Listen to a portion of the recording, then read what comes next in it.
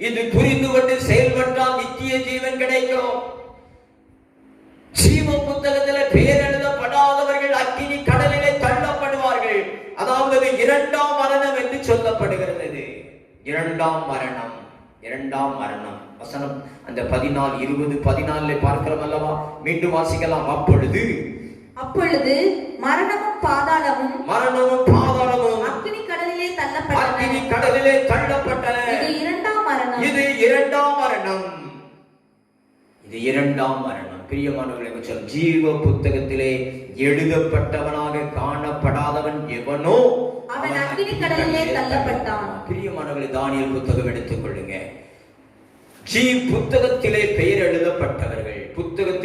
எழுதப்பட்டவர்களுக்காக தூதன் அங்கு அனுப்பப்படுகிறான். மிகாவேல் தூதன், மைக்கேல் என்கக்கூடிய அந்த தூதன் அனுப்பப்படுவான்.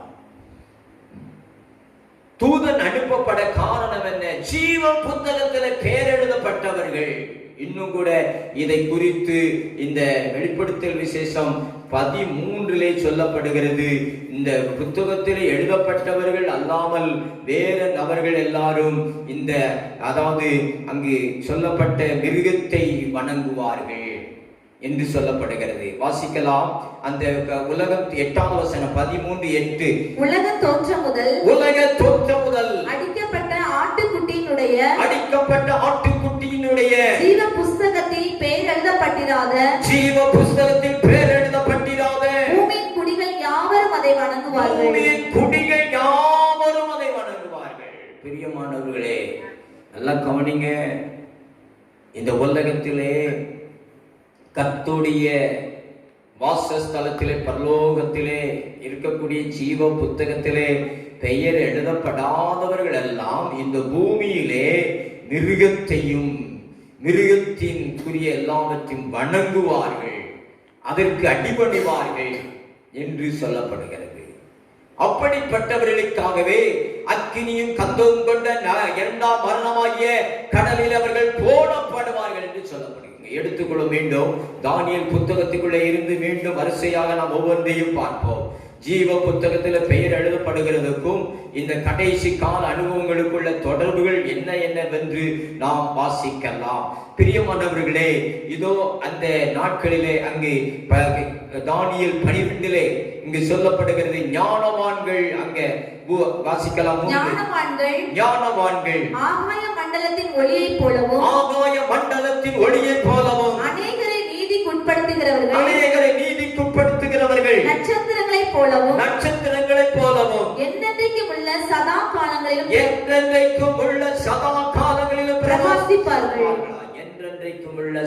காலங்களிலும் பிரகாசிப்பார்கள். பிரியமானவர்களே, நீதிக்கு உட்படுத்தினவர்கள், கர்த்தருடைய வார்த்தை அறிவித்து, கர்த்தருடைய சத்தியத்தை சரியாக அறிவித்து, ஏதோ ஒரு சத்தியம் அல்ல, கர்த்தருடைய வசனத்தை சரியாக அறிவித்து. இன்றைக்கு நீங்கள் முதல் பிரசங்கத்தில் கேட்டீர்கள், இயேசு என்கிற நாமத்தை தொழுது கொள்ளுவர்கள் மட்டுமே ரட்சிக்கப்படுவார்கள். யோவேல் 2:32. அதுதான் உண்மை. வேறு நாமத்தை நாம் கூப்பிட்டோம் என்றால் ரட்சிக்கப்பட மாட்டதா? நீங்கள் ஜீவ புத்தகத்தில் பேர் எழுதப்படணும்னா இயேசு நாமம் மட்டுமே சொல்லணும், வேற நாமத்தை சொல்லக்கூடாது. அப்போ ஞானத்தில் நடத்துகிறவர்கள் உங்களை ஞானத்திலே நடத்தும்படியாகத்தான் ஒரு ஞாயிற்றுக்கிழமை வீணாய் போய்விடக் கூடாது என்று இந்த கூகுள் லைவ்ல இது வழியாக இன்றைக்கு நாம இந்த பிரசங்கம் பண்ணுகிறோம். ஒவ்வொரு வாரமும் சபைக்கு அன்றைக்கு பார்க்கிறோம் 7 சபைக்கு கர்த்தர் பேசினார் என்று. இன்றைக்கு உலகம் முழுவதும் எல்லா சபைக்கும் கர்த்தர் ஒவ்வொரு வாரமும் ஒரு செய்தியை சொல்லுகிறார். இந்த வாரங்களிலே கர்த்தர் சொல்லுகிற செய்தி என்னன்னா, ஜீவ புத்தகத்தில் பெயர் எழுதப்பட்டவன் தவிர வேறு எல்லாரும் அக்கினியின் கந்தகம் உள்ள இரண்டாம் மரணமாகிய நரகத்திலே போடப்படுவார்கள். அக்கினி கந்தகமான கடல் என்று சொல்லும். ஆக அதிலிருந்து தப்பித்துக் கொள்ள நாம் இதோ சத்தியத்தை தெரிந்தால்தான் தப்பித்துக் கொள்ள முடியும். பிரியமானவர்கள், வேதத்தில் சொல்லப்பட்ட காலம் இது. எந்த காலத்தில் இருக்கிறோம்னா இந்த கடைசி காலம் என்கிற, அதாவது கடைசி உபத்திர காலம் 7 ஆண்டுகள், அந்த காலம் பொல்லாத காலமாய் இருக்கும் என்று வேத ஆராய்ச்சியாளர்கள் சொல்லிக்கொண்டே இருக்கிறார்கள்.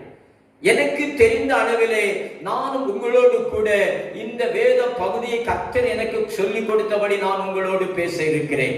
வாசிக்கலாம். அந்த தானியேல் 12ஆம் அதிகாரம் 7வது வசனத்திலிருந்து. அப்பொழுது சணல் வஸ்திரம் தரித்தவரும் ஆற்றின் தண்ணீர்களின் மேல் நிற்கிறவருமாகிய புருஷன் தம்முடைய வலது கரத்தையும் தமது இடது கரத்தையும் வானத்துக்கு நேராக ஏறெடுத்து ஒரு காலமும், நல்லா கவனிங்க, ஒரு காலமும் காலங்களும் அரை காலமும் செல்லும் என்றும் பரிசுத்த ஜனங்களின் வல்லமையை சிதறடித்தல் முடிவு பெறும்போதே இவைகள் எல்லாம் நிறைவேறி தீரும் என்றும் என்றென்றைக்கும் ஜீவித்திருக்கிறவரின் பேரில் ஆணையிட கேட்டேன். பிரியமானவர்களே, ஒரு காலம், நல்ல கவனிங்க, ஒரு காலம் அப்படிங்கிறது 7 ஆண்டுகளை சொல்ல முடியாது. அரை காலம் என்பது 3.5 ஆண்டு.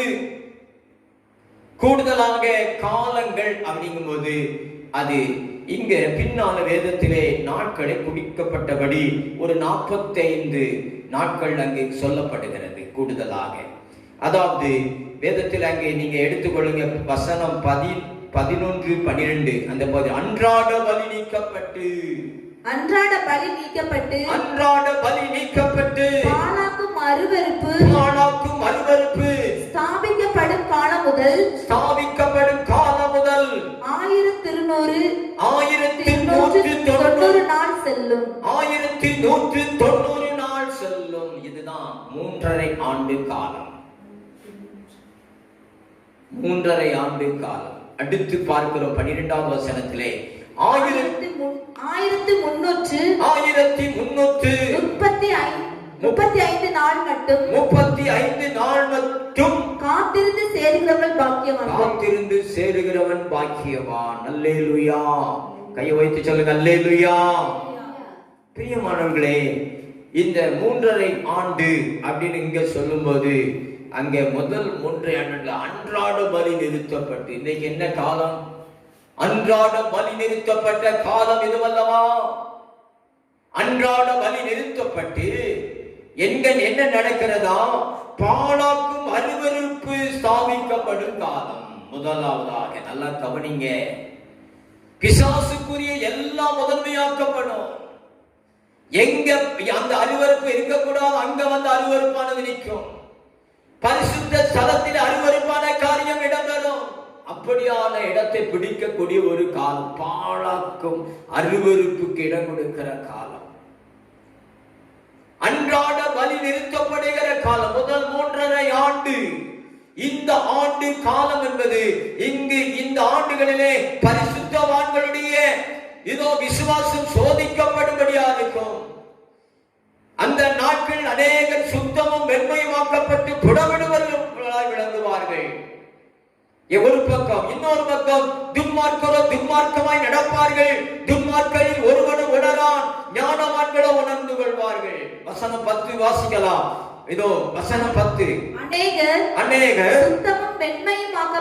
சுத்தமும் வெண்மையுமாக்கப்பட்டு புடமிடப்பட்டவர்களாய் விளங்குவார்கள். துன்மார்க்கரோ துன்மார்க்கமாய் நடப்பார்கள். துன்மார்க்கரில் ஒருவனும் உணரான், ஞானவான்களோ உணர்ந்து கொள்வார்கள். அன்றாட பலி நிறுத்தப்பட்டு அருவருப்பான காரியம் பெருகிக் கொண்டிருக்கும் பொழுது பரிசுத்தவான்களுடைய விசுவாசம் பரிசோதிக்கப்படும் போது அவர்கள் புடமிடப்படுவார்கள். வெளிப்படுத்தல் விசேஷம் 13ஆம் அதிகாரம் எடுத்துக்கொள்வோம். வெளிப்படுத்தல் 13. பிரியமானவர்களே, கர்த்தர் இந்த நாளுக்கு ஆயத்தப்பட்ட பொழுது இந்த 2 வேத பகுதிகளையும் கூடுதலாக வாசிக்கும்படி என்னோடு பேசினார். ஏற்கனவே பல முறை நான் இதை வாசித்து தியானம் பண்ணியிருந்தேன். சில பிரசங்கங்களை, சின்ன சின்ன வார்த்தைகளை பகிர்ந்து கொண்டிருக்கிறேன், ஒரு சில வார்த்தைகளை. ஆனால் இன்றைக்கு இதனை கூடுதலாக பகிர்ந்து கொள்ளும்படியாக, இதை வியாக்கியானம் பண்ணும்படியாக உங்கள் மத்தியிலே இன்றைக்கு தேவன் நிறுத்தியிருக்கிறார். அல்லேலூயா. இங்கு வாசிக்கிறோம், இந்த 13 1 வாசிக்கிறோம். இங்கு வாசிப்பாங்க 1190 அப்படின்னு சொல்லும். 42 மாதம் என்று இங்கு எழுதப்பட்டிருக்கிறது. 42 மாதம், 42 மாதம். வசனம் 5, பெருமையானவைகளையும் தூசணங்களையும் பேசும் வாய் அதற்கு கொடுக்கப்பட்டது. பாருங்க, அருவருப்பானதை செய்கிற காலத்திலே தூசணமாய் பேசும் யார் அங்க அந்த நாட்கள் கொடுக்கப்பட்டதும் அல்லாமல் 42 மாதம் யுத்தம் பண்ண அதற்கு அதிகாரம் கொடுக்கப்பட்டது. 42 மாதம் அதற்கு யுத்தம் பண்ண அதிகாரம் கொடுக்கப்பட்டது. 42 மாதம் தான் 3.5 ஆண்டு காலம். பிரியமானவர்களே, முதல் 3.5 ஆண்டு காலத்திலே நடக்கக்கூடிய சம்பவங்கள் இது. இந்த காலத்தை குறித்து இன்றைக்கு நாம் இன்னும் ஆழமாக அந்த வசனங்களை தியானிக்கலாம். 13:1 வாசிக்கலாம். பின்பு நான் கடற்கரை மணலின் மேல் நின்றேன். அப்பொழுது சமுத்திரத்திலிருந்து ஒரு மிருகம் எழுப்பி வர கண்டேன். அதற்கு 7 தலைகளும் 10 கொம்புகளும் இருந்தன. அதன் கொம்புகளின் மேல் 10 முடிகளும் அதன் தலைகளின் மேல் தூசணமான நாமமும் இருந்தன. அடுத்து வேறொரு காரியத்தை அங்கு நம்ம பார்க்க முடிகிறது. நான் கண்ட மிருகம் சிறுத்தை போல் இருந்தது. நல்ல கவனிங்க, சிறுத்தை என்பது அழகாயிருக்கும். சிறுத்தை என்பது அழகாயிருக்கும். நம்ம வீட்டுல பூனைக்குட்டியை வளர்க்க பூனையே போல பெருசா இருக்கும். ஆனா சிறுத்தையை வளர்க்க முடியாது. குட்டியா இருக்கும் வளர்க்கலாம் பெரிதாய். ஆனால் நிச்சயமாய் அங்கே அதற்கு உரிய வயது வரும் பொழுது அது கொடியதாய் மாறிவிடும். சிறுத்தை உணவுக்காக எல்லாவற்றையும் பட்சிக்கக்கூடியது, கொடியது, அழகாயிருக்கும். இன்றைக்கு அப்படித்தான் உலகத்திலே இன்றைக்கு அழகு என்று உலகத்திலே விளம்பரம் மாடல்கள் இன்றைக்கு வெளிவருகிறது. பார்க்க அழகா இருக்கிறது, ஆனால் அது வஞ்சிக்கிறது, அது கொலை செய்யக்கூடியது, கொடூரமானது. அதுதான் சிறுத்தை. விளம்பரம் இன்றைக்கு உலகத்திலே மாடல் உலகம், சினிமா உலகம், அழகு போட்டி, மிஸ் யூனிவர்ஸ், இது உலகம். ஆனால் அது கொடியது. இரண்டாவது பார்க்கிறோம், அதன் கால்கள் கரடியின் கால்கள் போல. கரடியின் கால்கள் போல. கரடி என்னன்னா தன் கால்களால் உயர்ந்த மரங்களுக்கு ஏறும், உயர்ந்த மலைகளிலே ஏறும். கரடி தெரிஞ்சுக்கிட்டுங்க, கரடி உயர்ந்த மரங்களில் ஏறிவிடும். எவ்வளவு பெரிய மரனாலும் ஏறிவிடும். இறங்கும்போது அதை இரண்டாவது, முதல்ல எவ்வளவு பெரிய மரனாலும் தேன் எடுக்கிறதுக்கு தேன் கூட்டில தேன் எடுக்க ஏறிவிடும், மலைகளில் ஏறிவிடும் கரடி. அப்படியான உறுதியான நகம் கொண்ட கால்கள். அதுதான் இன்றைக்கு அநேக உறுதியான அடக்குமுறை செய்யக்கூடிய, சர்வாதிகார ஆட்சி செய்யக்கூடிய அநேக நாடுகள் எழுந்திருக்கிறது. சர்வாதிகார ஆட்சி, உயர்ந்த இடத்தை பிடித்துக் கொள்வது, தனக்கென்று இருக்கிற உயர்ந்த இடத்தை பற்றி கொண்டிருப்பது, அந்த உயர்ந்த இடத்தை பிடிப்பதற்காக எதனாலும் செய்வார்கள் அவர்கள். சர்வாதிகார ஆட்சிகள் உலகத்தில் இன்றைக்கு நடக்கிறது. பாருங்கள், எந்தெந்த நாடுகளிலே சர்வாதிகார ஆட்சி. அதனாலே ஜனங்கள் இதோ அங்கு கொல்லப்படுவார்கள், ஜனங்கள் பரிதவிப்பார்கள். ஜனங்கள் அவர்களுடைய சட்ட திட்டங்களினாலே ஜனங்கள் வாங்கவோ விற்கவோ முடியாது, உண்ண முடியாது, உறங்க முடியாது, சிரிக்க முடியாது. உலக சர்வாதிகாரம். நகம், கரடியின் நகம். மூன்றாவது காரியம், அதன் வாய் சிங்கத்தின் வாயை போலவும் இருந்தது. அதன் வாய் சிங்கத்தின் வாயை போல இருந்தது. சிங்கம் இறைக்காக கர்ச்சிக்கும் போது எல்லா மிருகமும் பயந்து ஓடும். எதிரே நிற்கிற மிருகம் எவ்வளவு பெரிய மிருகனால் அடிக்கும், யானால் அடித்து விடும், அவ்வளவுதான். காண்டாமிருகத்தினால் அடிக்கும், காட்டெருமையினால் அடிக்கும், எதனாலும் அடிக்கும். ஒரு நேரம் அதற்கு 80 கிலோ இறைச்சி தேவை, குறைந்து அப்படியாக சாப்பிடக்கூடியது. பலமான மிருகம், ராஜா, காட்டு ராஜா. ஆனால் சிங்கத்தின் வாய் கொடியது. அதான் பிசாசு, அழகையானவன், சிங்கம் போல் கர்ச்சிக்கிற சிங்கம் போல் வாயை உலகத்தை ஜனங்களை விழுங்கும்படியாக இருக்கிறார் என்று கடைசி நாட்கள் அவன் எழுப்பி நிற்பார். அப்போ இந்த 3 மிருகத்துக்கும் உயிர் கொடுக்கிறவன், அதிகாரம் கொடுக்கிறவன் யார்? 3 மிருகத்துக்கும் உயிர் கொடுக்கிறவன், அதிகாரம் கொடுக்க. வாசிக்கலாம் தொடர்ந்து. வலு சர்ப்பமானது தன் பலத்தை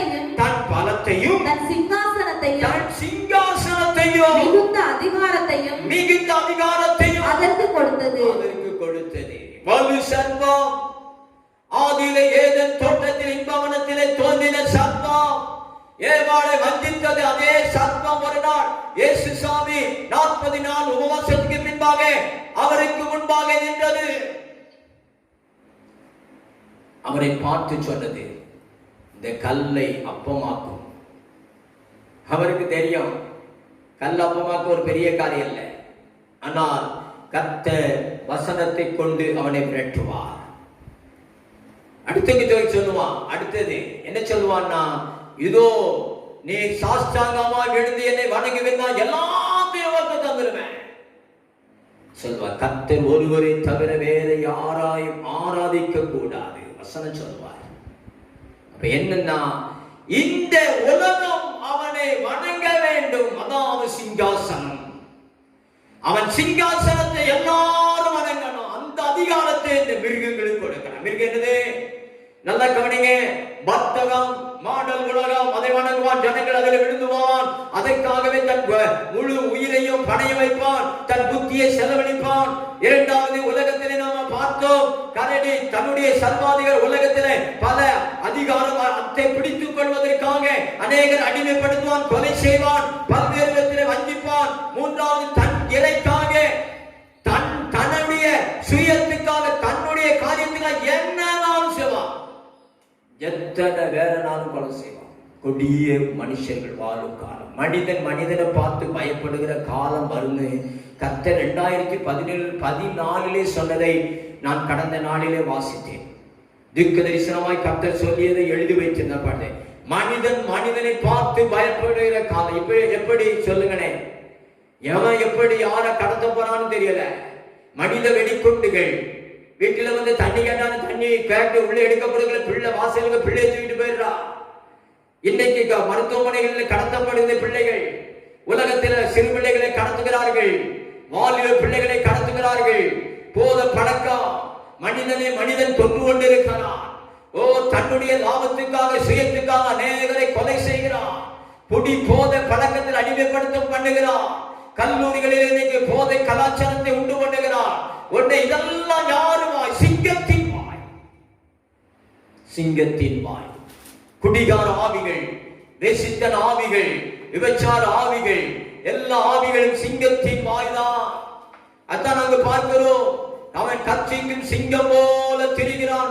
1 பேதுரு 5:8 வசனம் இப்படி சொல்லுகிறது, தெளிந்த புத்தியுள்ளவர்களாய் இருங்கள், தெளிந்த புத்தி உள்ளவர்களாய் இருங்கள், விழித்திருங்கள், விழித்திருங்கள். ஏனெனில் உங்கள் எதிரியாகிய பிசாசானவன், உங்கள் எதிரியாகிய பிசாசானவன் கெர்ச்சிக்கிற சிங்கம் போல், கர்ச்சிக்கிற சிங்கம் போல் எவனை விழுங்கலாமோ என்று, எவனை விழுங்கலாமோ என்று வகை தேடி சுற்றித் திரிகிறான். வகை தேடி சுற்றித் திரிகிறான். நல்ல கவனிங்க. சிங்கம் கொடியது. அவன் எவனை விழுங்கலாம் என்று வகை தேடி சுற்றி திரிகிறான். நேகர் சொல்லுவாங்க, என் வீட்டுல பிசாசு கிரியை இருக்கு. எப்படி வந்துன்னு தெரியல. நல்லா தெரிஞ்சுக்கிடுங்க, பிசாசுக்கு நீங்க இடம் கொடுக்காம பிசாசு உங்க வீட்டுக்கு வர மாட்டான். நம்ம வசனம் ஏற்கனவே வாசித்தோம் இல்ல, அந்த ஆண்டு துவக்கத்திலேயே கர்த்தர் சொன்ன வசனம் வெளிப்படுத்தல் 3:20 வாசிக்கலாம். இதோ வாசற்படியில் நின்று தட்டுகிறேன், வாசற்படியில் நின்று தட்டுகிறேன். ஒருவன் என் சத்தத்தை கேட்டு, ஒருவன் என் சத்தத்தை கேட்டு கதவை திறந்தால், அவனிடத்தில் நான் பிரவேசித்து, அவனோட போஜனம் பண்ணுவேன், அவனும் என்னோட போஜனம் பண்ணுவான். அல்லேலூயா. ஒருவன் என் சத்தத்தை கேட்டு, ஒருவன் என் சத்தத்தை கேட்டு, ஒருவன் என் சத்தத்தை கேட்டு வாசலை திறந்தான். நான் வாசலை தட்டிக்கிட்டு இருக்கேன். சத்தத்தை கேட்டு வாசலை திறந்தோம்னா நான் நினைச்சேன், அவன் வாசலை திறந்த நான் அவங்களோடு போச்சனம் பண்ணுவேன். அதே போலதான் பிசாசு நினைச்சுவான்னா, நீ எப்படி மதி மயங்குற, எப்போ பிசாசுக்கு நீ இடம் கொடுக்கிற அப்படின்னு காத்திருக்கிறான். வாயை திறந்துகிட்டே இருக்கு. குட்டி போதையில மயம் கடிக்க பண்ணுவான்.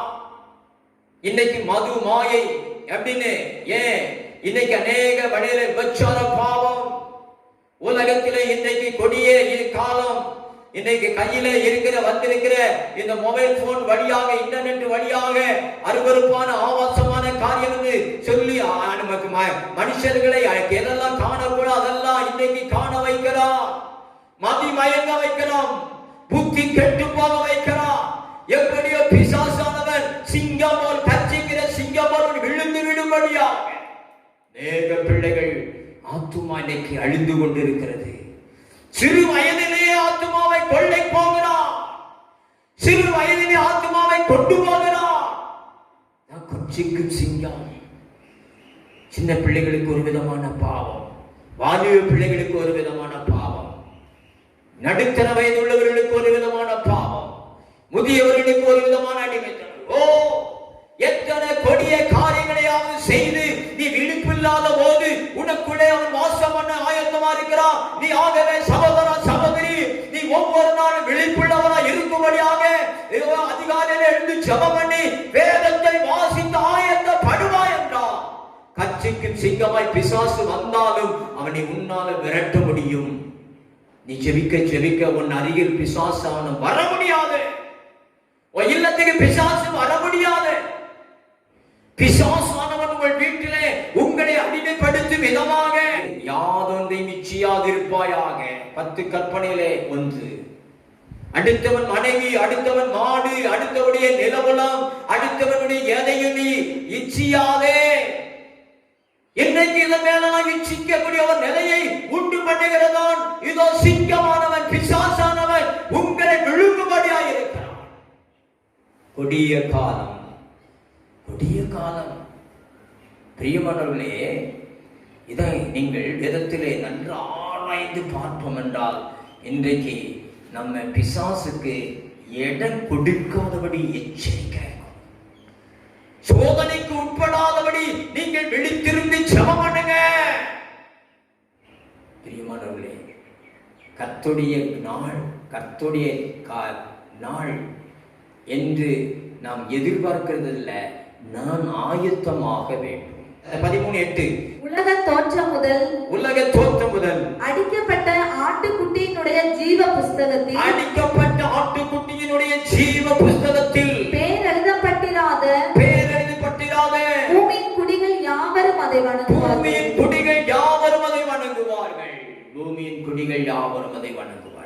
பிரியமானவர்களே, இங்கே என்ன செய்றாங்க? அந்த மிருகத்திற்கு அப்படிப்பட்ட அதிகாரம் கொடுத்த மனுசர்ப்பத்தை வணங்கினார்கள். அல்லாமலும் மிருகத்திற்கு ஒப்பானவன் யார், அதனோட யுத்தம் பண்ணத்தக்கவன் யார் என்று சொல்லி மிருகத்தை வணங்கினார்கள்.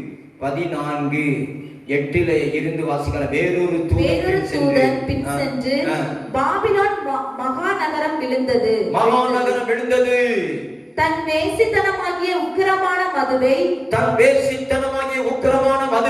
சகல ஜாதிகளுக்கு குடிக்க கொடுத்தானே என்றான். அவர்களுக்கு பின்னே மூன்றாம் தூதன்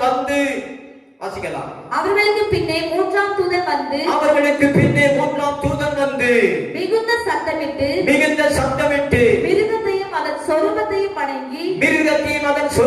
வணங்கி தன் நெற்றியிலாவது தன் கையிலாவது அதன் முத்திரையை தரித்துக் கொள்ளுகிறவன் எவனோ அவன் தேவனுடைய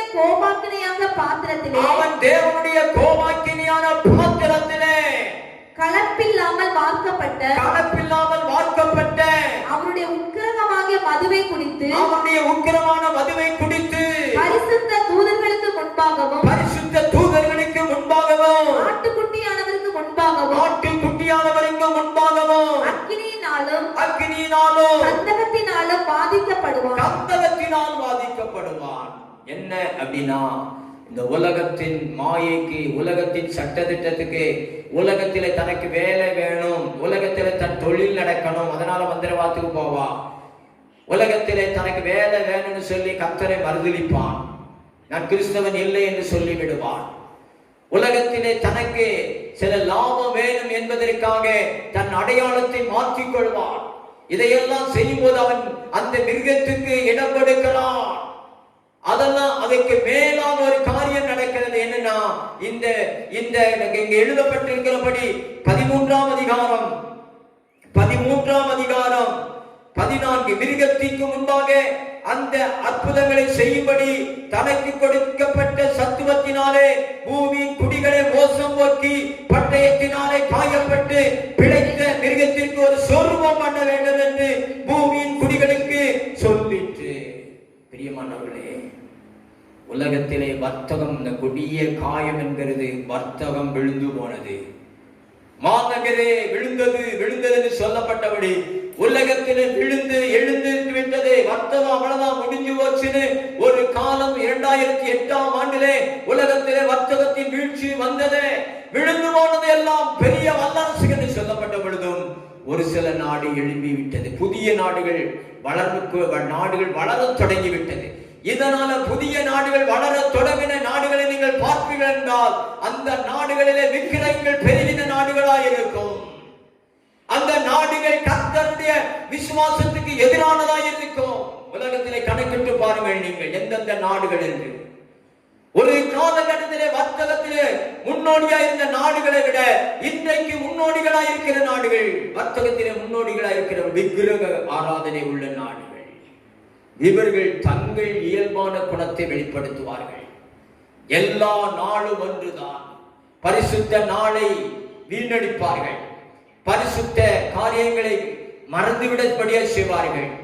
உலகத்திலே எல்லாம் ஒரே ஒரு காரியத்துக்குள், அதாவது எல்லாம் அந்த பிசாசுடைய தந்திரத்துக்குள்ளே, சர்ப்பத்தின் தந்த சூழ்ச்சிக்குள்ளே வரும்படியாக செய்வார்கள். ஏன்னா அவர்களுடைய இயல்பு பொய்யானது, சூழ்ச்சியானதா இருக்கிறது.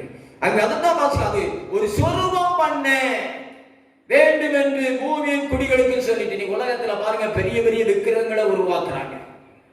உயரமான விக்கிரகங்கள். மனுஷனே பிறந்து உலகத்துல மனிதனாய் பிறந்து மரித்தவருடைய விக்கிரகம் உயரமாய் உண்டாக்கப்படுகிறது. குலதெய்வ ஆவிகளுடைய விக்கிரகம் பெரிதாய் உருவாக்கப்படுகிறது. உலகத்திலே பெரிய தெய்வங்கள் என்று சொல்லி விக்கிரகங்கள் பெரிதாக உருவாக்க, இதெல்லாம் இதற்கு அடையாளம். ஆனால் இதை செய்கிறவர்கள் இந்த மத்தியிலே ஒரு காரியம் என்ன நடக்கும்னா, அங்கு சொல்லப்படுகிற வசனம் 15 வாசிக்கலாம். மேலும் அம்மிருகத்தின் சொரூபம் பேசத்தக்கதாகவும், அந்த மிருகத்தின் சொரூபம் பேசத்தக்கதாகவும், மிருகத்தின் சொரூபத்தை வணங்காத யாவரையும் கொலை செய்யத்தக்கதாகவும், மிருகத்தின் சொரூபத்திற்கு ஆவியை கொடுக்கும்படி அதுக்கு சத்துவம் கொடுக்கப்பட்டது. அது சிறியோர் பெரியோர்,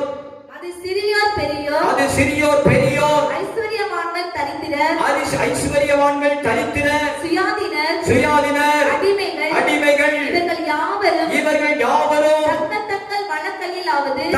தங்கள் வலது கையிலாவது நெற்றிகளிலாவது ஒரு முத்திரையை பெறும்படிக்கும், அந்த மிருகத்தின் முத்திரையாவது அதன் நாமத்தையாவது இலக்கத்தையாவது தரித்துக் கொள்ளுகிறவன் தவிர வேறொருவனும் கொல்லவும்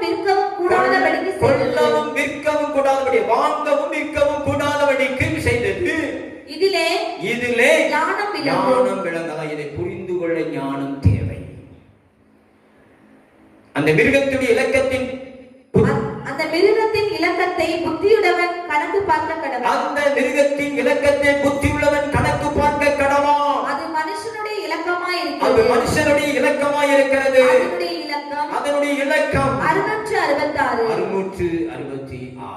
பிரியமானவர்களே, 666 சாத்தானுடைய நம்பர்.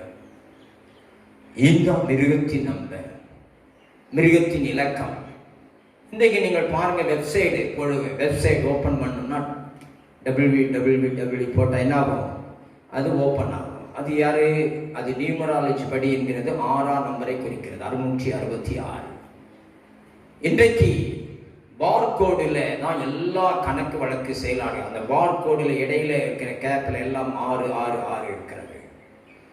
எல்லா இடத்திலும் இன்றைக்கு வர்த்தகம் உலகம் முழுவதும் எதை வாங்கினாலும் கொடுத்தால் அதில் தான் கணக்கு. அது மட்டும் இல்லை, இந்த மிருகத்தின் ஜிப் அப்படின்னு சொல்லக்கூடியது இன்றைக்கு பல நாடுகளில் இன்றைக்கு பொருத்தப்பட்டு கொண்டிருக்கிறது. கடைசி காலத்தின் அடையாளம் இது. உபத்திர காலத்தின் ஆரம்பம் ஆகிவிட்டது என்பதற்கு அடையாளம் இது. கொடிய காலம் ஆரம்பித்து விட்டது என்பதற்கு அடையாளம் இது. மிருகத்தின் முத்திரை அங்கு சொல்லப்பட்டபடி என்னன்னா, ஒருவருடைய நெற்றியிலாவது, அதாவது பல கையிலாவது, நெற்றியிலாவது அவன் கையிலாவது முத்திரை தைத்துக் கொள்ள வேண்டும். முதல் யூஎஸ்ல ஏஞ்சல் கம்ப்யூட்டர் அப்படிங்கக்கூடிய ஒரு நிறுவனம் கண்டுபிடித்ததுதான். அரிசி அளவில் அதோட சிறிதாக அந்த மைக்ரோசிப் அது கண்டுபிடிக்கப்பட்டு 2004க்கு முன்பே கண்டுபிடிக்கப்பட்டது. ஏன்னா நான் 2004 அதை முதல் வாசிக்கிறேன்.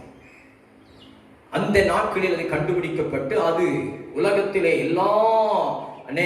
எல்லாரும் கையிலாவது நெற்றியிலாத அணிந்து கொள்ளலாம். அது ஒரு மினி கம்ப்யூட்டர். அதுக்குள்ளே நம்ம சாஃப்ட்வேர் போட்டு எல்லாம் என்ன இருக்கு இங்கே அதை ஒரு மனுஷனுக்கு நெற்றியிலோ கையிலோ பதிச்சிட்டோம்னா அந்த மனுஷன் எங்கே இருக்கிறான், சாப்பிட்றானா, இருக்கிறானா, தூங்குறானா, இல்லை உயிரோடு இருக்கிறானா, எப்படிப்பட்ட இடத்துல இருக்கிற எல்லாம் கண்டுபிடிச்சா வாட்ச் பண்ணலாம். உலகத்தில் எந்த மூலையில் இருந்தால் இன்றைக்கு இது உலகம் முழுவதும் எல்லா மனுஷர்களுக்கும் இது பொருத்தப்படக்கூடிய காலம் வந்தாச்சு கிட்ட. எல்லாருக்கும் என்ன தெரியுமா போட்டாச்சு பாருங்க. இப்போ எல்லாருக்கும் இன்ஜெக்ஷன் போடுறோம். இந்த கொரோனா வந்ததை மையமாக வைத்து எல்லாருக்கும் என்னென்ன இன்ஜெக்ஷன், ஃபர்ஸ்ட், செகண்ட், இப்போது பூஸ்டர், அடுத்தது வேற ஆக இனி என்ன செய்வாங்கன்னா, நீங்க இதெல்லாம் கண்டுபிடிக்க முடியல. நிறைய பேர் போடலாம் சரியா தெரியல.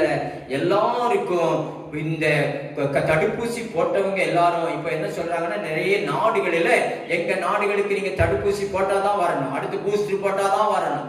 இதுக்கு சர்டிபிகேட் இருந்தாலும் நீங்க எங்கனாலும் வர முடியும், போக முடியும். அல்ல அது மட்டும் இல்லை, நீங்க இனிமே பெரிய மாலுக்குள்ள வரணும்னா தடுப்பூசி போட்டிருக்கணும். இல்ல பெரிய வர்த்தக மால் மட்டும் இல்ல, அரசு நிறுவனங்களுக்குள்ள நீங்க போகணும்னா தடுப்பூசி இல்லைன்னா போக முடியும். தடுப்பூசி போடாதவர்கள் போக முடியாது, பேங்குக்கு போக முடியாது, போஸ்ட் ஆபீஸுக்கு போக முடியாது, விமான டிக்கெட் எடுக்க முடியாது, ரயில்வே ஸ்டேஷன் போக முடியாது, ரயில்வே பயணம் செய்ய முடியாது. ஏன் அடுத்த நாடுக்குள்ள வரும்போது இதெல்லாம் இன்னைக்கு அநேக நாடுகள் அறிவிச்சாச்சு. இந்த தடுப்பூசி போடலன்னா, கொரோனா தடுப்பூசி போடலன்னா, வேக்சின் போடலன்னா எங்கள் தேசத்துக்குள்ளே வர வேண்டாம். இது என்ன ஆகும்னா, அந்த வேக்சினை கடந்து வரும்போது ஒரு காலம் என்னன்னா, யாரு போட்ட சர்டிபிகேட் வாங்க முடியாது. யாருக்குள்ள இது போடப்பட்டிருக்கு, யார் பாதுகாப்பான பயணங்களை செய்கிறார் என்பதற்கு எல்லாருக்கும் மைக்ரோசிப்ப குத்து வரப்போகுது. மைக்ரோசிப்ப குத்து நெற்றியிலாவது கையிலாவது அது மனுஷனோடு மனுஷன் ஒட்டிக்கொள்ளும். எந்த மனுஷனுக்குள்ளே பொருத்தப்படுகிறதுக்கு இது திருப்பி அதை பிரிக்க முடியாது, எடுக்க முடியாது. ஆக இது உலகம் முழுவதும் இன்றைக்கு முதலாவதாக அரசு அலுவலர்களுக்கு எல்லாருக்கும் குத்தப்படும். அதுக்கு பிறகு பிரைவேட் கம்பெனிகளுக்கு குத்தப்படும். எனக்கு வேண்டாம்னு சொல்ல முடியாது. லோன் வாங்கினேன், கவர்மெண்ட் லோன் வாங்கி போகிற எல்லா நிறுவனங்களிலும் இது குத்தப்படும். அப்ப என்ன, நாங்கள் உள்ள லேபர்ஸ் எல்லாருக்கும் மைக்ரோசிப் குத்தப்படும். லேபருக்கு எல்லாம் குத்தப்படும் போது யாரு வேண்டாம்னு சொல்ல முடியாது. ஏன்னா அவன் கடன் பண்ணதையும் கணக்கு கொடுக்க வேண்டும். உலக பேங்க் சொல்லும், உன் தேசத்துல உயிரோடு இருக்கிற எத்தனை நான் கணக்கு காட்டணும். அப்ப எப்படி நான் இவங்க கொடுக்கிற கணக்கு தப்பு என்று சொல்வார்கள். இருக்கிறவனுக்கு மைக்ரோசிப் குத்து. அப்ப நாங்களே கணக்கு பார்த்து வேர்ல்டு பேங்க் அதான் அதிகாரம். அங்கு சொல்லப்பட்டபடி அதிகாரம் உள்ளவர்கள். உலகத்தில் இன்றைக்கு யூரோ அப்படிங்கக்கூடிய எல்லா நாடுக்கும் ஒரே நாணயம் என்று வந்துவிட்டது. அதுதான் உலகம் முழுவதும் ஆளக்கூடிய ஒரு பேங்காக உருவெடுத்து விடும். அப்பொழுது இன்றைக்கு அதான் பாருங்க, பாபிலோனு இதோ விழுந்ததுன்னு சொல்லும்போது வல்லரசுகள் விழுந்து போகும். இன்றைக்கு இருக்கிற வல்லரசுகள் உலகத்திலே ஒரே சாம்ராஜ்யம். அவர்கள் உலக பேங்க் எல்லாரையும் கடன் கொடுப்பார்கள். எல்லாருக்கும் மைக்ரோசிப் குத்து அடையாளம் காண வேண்டும். எல்லாருக்கும் குத்துவா. படிக்கிற பிள்ளைகள், லோன் வாங்குற பிள்ளைகள் எல்லாருக்கும், ஸ்கூல்ல படிக்கிற பிள்ளை எல்லாரும் குத்த வேண்டி வரும். அவ்வளவு படிப்பு இல்ல. உலகத்துல நீ எந்தெந்த காரியத்துக்கு போனாலும் வந்தாலும் குத்தணும். Bank, passport, passbook, driving licence, எல்லா ஆதார் கார்டு, எல்லா ஐடி, எதுவுமே தேவையில்லை. ஒரே ஐடி இது போதும். மைக்ரோசிப் குத்தினா போதும். எல்லாத்தையும் வெரி ஈஸி. நல்லா சொல்லப்படுத்துவாங்க. இன்னைக்கு ஒவ்வொரு கார்டுக்காகவே ஒரு பர்ஸ் வேணும். அந்த பர்ஸை எடுத்து வச்சுக்கணும், பாதுகாப்பா வைக்க வேண்டி இருக்குது. ஆனா பர்ஸை யாராவது எடுத்து தொலைச்சிட்டோம்னா அவ்வளவுதான், முடிஞ்சு போச்சு. இல்ல, மைக்ரோசிப் வந்து உனக்குள்ள இருந்தேனா எந்த கார்டு வேண்டாம், இதெல்லாம் ஆலோசனை வருகிறது. ஆதார் கார்டு வேண்டாம், பேங்க் கார்டு வேண்டாம், பாஸ்போர்ட் வேண்டாம், டிரைவிங் லைசன்ஸ் வேண்டாம், அந்த கார்டு இந்த கார்டு எது வேண்டாம், கடன் அட்டை வேண்டாம், 100 நாள் வேலைக்கான அட்டை வேண்டாம், எது வேண்டாம். அப்ப மைக்ரோசிப் ஈஸி தானே. அது மட்டும் ஒரு கம்பெனிக்குள்ள போகணும்னா வேற எந்த இதுவும் இல்லை, கேட்டுலாம் அடிச்சே தான் இருக்கும். இந்த மைக்ரோசிப் இருக்கிறவங்க அதுக்குள்ள என்ட்ரி ஆகும்போது ஆட்டோமேட்டிக்கா அது திறக்கும் அடைக்கும். அப்படி நிறுவனங்கள் எல்லாம் வந்து விடும். அப்ப இந்த மைக்ரோசிப் குத்தாதவன் அவர்கள், இதை அணியாத அவர்கள் வாங்கவோ விற்கவோ முடியாத நிலை வந்து விட்டது. ஏன்? மாட்டு லோன் வாங்கினவங்க மாட்டுக்கு ஒரு காத்தில குத்துவாங்க அடையாளம், அதுபோல எல்லா மனுஷனுக்கும் குத்தப்படுகிற காலம். அதோ அவர்கள் நெற்றியிலாவது அவர்கள் கையிலாவது அந்த முத்திரை தரித்துக் கொள்கிறவன் எவனோ அவன் தேவனுடைய கோபாக்கினியாகிய பாத்திரத்திலே கலப்பில்லாமல் வார்க்கப்பட்ட அவனுடைய உக்கிரமாகிய மதுவை குடித்து பரிசுத்த தூதர்களுக்கு முன்பாக ஆட்டுக்குட்டியானவருக்கு முன்பாக அக்கினியாலும் கந்தகத்தினாலும் பாதிக்கப்படுவான். ஐயோ, அப்பன என்ன அங்கு சொல்லப்பட்டபடி சிறியோர் பெரியோர் ஐஸ்வர்யவான்கள் தரித்திரர் சுயாதீனர் அடிமைகள் இவை யாவரும் தங்கள் வலது கையிலாவது, நல்ல தெளிவா இருக்கு, வலது கையிலாவது நெற்றியிலாவது ஒரு முத்திரை, எங்கேயா இருக்கலாம் இல்ல எங்கேயா இருக்கலாம், நெற்றியில், அது அங்கதான் நெற்றியில் ஒரு முத்திரை பெரும்படிக்கு அந்த மிருகத்தின் முத்திரையாவது அதன் நாமத்தையாவது அதன் நாமத்தின் இலக்கத்தையாவது தரித்துக் கொள்ளுகிறவன் தவிர வேறொருவனும் கொள்ளவும் விற்கவும் கூடாதபடிக்கு செய்தான். அதிகாரம் மிருகத்தின் முத்திரை இது போடப்படுகிற காலம் ஆரம்பித்து விட்டது. உலக நாடுகள் ஒரு சில காரியங்களே கொள்கை பிடிப்பில்லை என்றாலும் இன்றைக்கு அநேக நாடுகள் ஒன்று சேர்கிறார்கள். உலக கூட்டமைப்புல எத்தனை முரண்பாடான காரியங்கள் இருந்தாலும் கரடிக்கு ஒரு கோணம், இதோ சிறுத்தைக்கு ஒரு கோணம், சிங்கத்துக்கு ஒரு கோணம், எது ஒரே இடத்துல வாழாது, நல்லா தெரிஞ்சுக்கிடுங்க. ஆனா இதெல்லாம் சேர்ந்து இதற்கெல்லாம் ஒரே அதிகாரம், ஒரே சிங்காசனத்தை கொடுக்கும்படியாக சர்ப்பம் நின்றது. வலு சர்ப்பத்தின் அதிகாரத்தில் சிங்காசனத்தை கொடுத்தது என்றால் உலகத்தின் ஜனங்களை நரகத்திலே தள்ளும்படியாக, ஆத்துமாக்களை கொள்ளை கொண்டு போகும்படியாக, உலக மாயையினால விழப்பண்ணும்படியாக உலகத்திலே இதோ சர்ப்பமானது சூழ்ச்சியும் வஞ்சகமாக தன் அதிகாரத்தை மிருகத்துக்கு கொடுத்தான். வணங்குகிறவர்கள் அங்கு சொல்லப்படுகிறது. நீங்க நல்லா கவனிங்க, இன்னும் வாசிங்க. 14ஆம் அதிகாரம் எடுத்துக்கொள்ளுங்க. 14ஆம் அதிகாரத்திலே மீண்டும் அந்த 9 படிக்க பிரியமானவர்களே. ஏன்னா இதற்கு இடம் கொடுத்து விடவே கூடாது. நீங்கள் வைராக்கியமா நிக்கணும். இதோ ஏன் அந்த காலம் ஒத்தர காலம் அப்படியான காலம் பாருங்க. எனக்கு வாசிக்கலாம் வேகமா. அவர்களுக்கு பின்னே 3ஆம் தூதன் வந்து மிகுந்த சத்தமிட்டு மிருகத்தையும் அதன் சொரூபத்தையும் வணங்கி தன் நெற்றியிலாவது தன் கையிலாவது அதன் முத்திரையை தரித்துக் கொள்ளுகிறவன் எவனோ அவன் தேவனுடைய கோபாக்கினியாகிய பாத்திரத்திலே கலப்பில்லாமல் வார்க்கப்பட்ட அவருடைய உக்கிரமாகிய மதுவை குடித்து பரிசுத்த தூதர்களுக்கு முன்பாகவும் ஆட்டுக்குட்டியானவருக்கு முன்பாகவும் அக்கினியினாலும் கந்தகத்தினாலும் பாதிக்கப்படுவான். அடுத்தது அவர்களுடைய வாதையின் புகை சதா காலங்களிலும் எழும்பும். மிருகத்தையும் அதன் சொரூபத்தையும் வணங்குகிறவர்களுக்கும் அதனுடைய நாமத்தின் முத்திரையை தரித்துக் கொள்ளுகிற எவனும் இரவும் பகலும் இளைப்பாறுதல் இல்லை.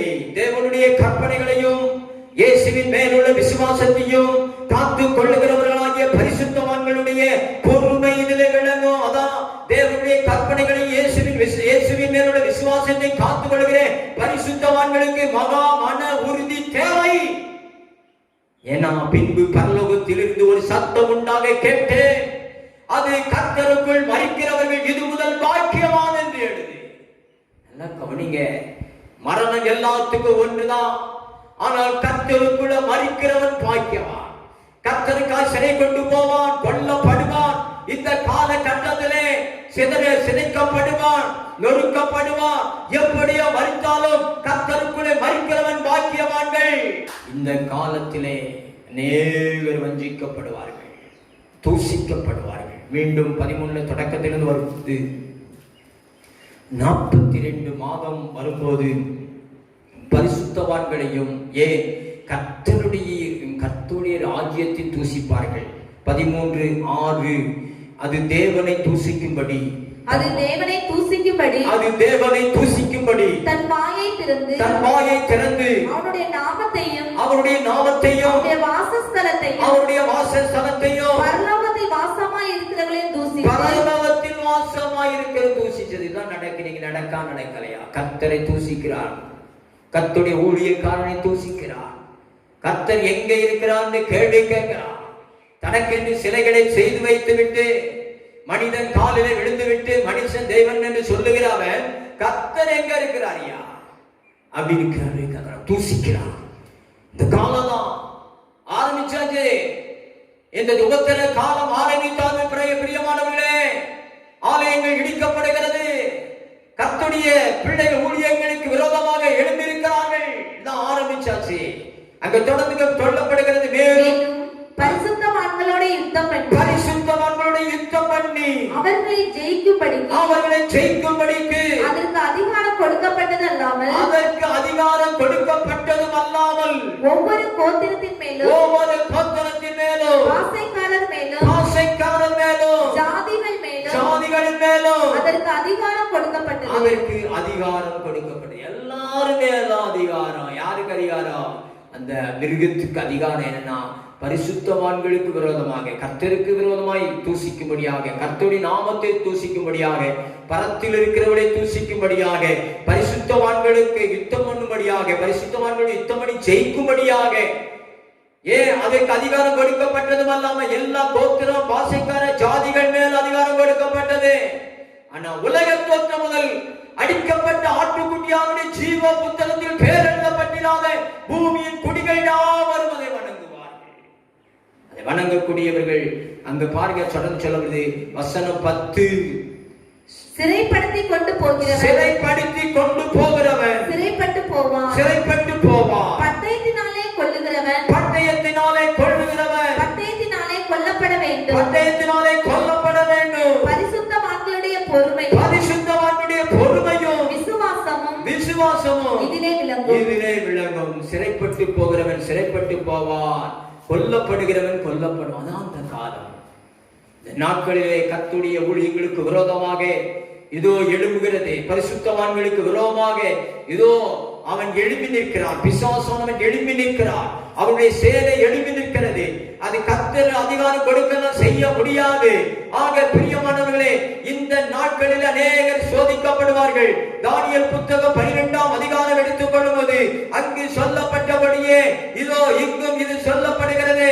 அதோ இதோ அநேகர் சுத்தமும் வெண்மையும் ஆக்கப்படுவார்கள். வசனம் 10 வாசிக்கலாம். அநேகர் சுத்தமும் வெண்மையும் ஆக்கப்பட்டு புடமிடப்பட்டவர்களாய் விளங்குவார்கள். துன்மார்க்கமாய் நடப்பார்கள். துன்மார்க்கரில் ஒருவரும் உணரார். ஞானவான்களோ உணர்ந்து கொள்வார்கள். பிரியமானவர்களே, இது பரிசுத்தவான்கள் புடமிடுகிற காலம். எழுதி வச்சுக்கொள்ளுங்க. இனி பரிசுத்தவான்கள் புடமிடப்படுகிற காலம். வரும். பரிசுத்தவானுக்கு எதிராக தூசிப்பான். பரிசுத்தவான்களை கொலை பண்ண கொண்டு போவார்கள்.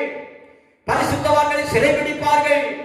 அந்த 3.5 ஆண்டு காலங்களில் நடக்கும் பொழுது பரிசுத்தவான்கள் புடமிடப்படுவார்கள். அப்பொழுது பரிசுத்தவானுடைய விசுவாசம் பரிசோதிக்கப்படும். பரிசுத்தவான்களுக்கு மன உறுதி தேவை. எங்க எழுதப்பட்டபடி வெளிப்படுத்திய விசேஷம் 13-14 அங்கு எழுதப்பட்டபடி பரிசுத்தவான்களுக்கு மன உறுதி தேவை. பரிசுத்தவான்களுக்கு மன உறுதி தேவை. அல்லேலூயா, அல்லேலூயா. அங்க 10வது வசனம், சிறைப்படுத்தி கொண்டு போகிறவன் சிறைப்பட்டு போவான். பட்டயத்தினாலே கொல்லப்படுகிறவன் பட்டயத்தினாலே கொல்லப்பட வேண்டும். பரிசுத்தவானுடைய பொறுமையும் விசுவாசமே இதிலே விளங்கும். அதான் பரிசுத்தவானுடைய பொறுமை விசுவாசம் விளங்குதா, மன உறுதி அவர்களுக்கு தேவை. இங்க மீண்டும் அந்த 14ஆம் அதிகாரத்திலே அது சொல்லப்படுகிறது. வசனம் 12, 14, 12 வாசிக்கலாம். தேவனுடைய கற்பனைகளையும் இயேசுவின் மேலுள்ள விசுவாசத்தையும் காத்துக் கொள்கிறவர்களாகிய பரிசுத்தவான்களுடைய பொறுமை இதிலே விளங்கும் என்று கூறினார். விளங்கும் பொறுமை விளங்கினது. பரிசுத்தவான்கள் இந்த பொறுமையை காத்துக் கொள்ளணும்னு அந்த பொதுமொழிகள் சொல்லப்படும். பொறுமை காத்துக்கொள்ளலாம். கொடிய காலம். வேதம் தெரிந்த பிள்ளைகள் இதை புரிந்து கொள்வார்கள். வேதம் தெரியாத ஒரு கிறிஸ்தவனாக இருந்தால் இதை புரிந்து கொள்ள முடியாது. ஆக பிரியமான, வேதத்தை அறிந்தவர்களாக இன்றைக்கு உங்களுக்கு தெரிந்தவர்களுக்கு இந்த பகுதி எடுத்து வாசித்து காண்பித்து இந்த காலம் ஆரம்பித்து விட்டது என்பதை காட்டிக் கொடுங்கள், காண்பித்துக் கொடுங்கள். ஏன்னா இது கடைசி காலம். கடைசி காலத்தின் எக்காலம் இன்றைக்கு உங்கள் மத்தியிலே விளங்கப்படுகிறது. எத்தனை பேர் விசுவாசிக்கீங்க? ஒரு